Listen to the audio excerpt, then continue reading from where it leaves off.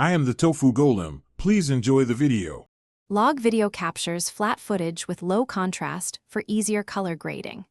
This method preserves highlight and shadow detail for later adjustments.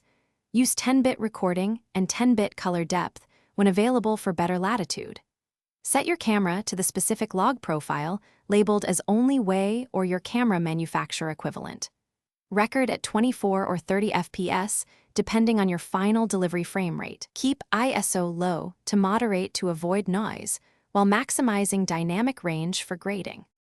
Set white balance manually and lock it before you start recording. Choose a base ISO like 400 or the camera recommended native ISO value. Use a lens with minimal breathing and choose manual focus or reliable autofocus tracking. Monitor exposure with zebras or a waveform to protect highlights and shadows during dynamic scenes. Frame with headroom and avoid clipping skin tones by dialing exposure down one stop if necessary. Log footage benefits from even illumination and controlled contrast while shooting. Apply a technical LUT or manual curve to restore contrast and color in your footage. Start grading with primary controls and then refine highlights, mids, and shadows as separate adjustments. Grade using primary controls first, then refine with secondary masks and keys for selective color work.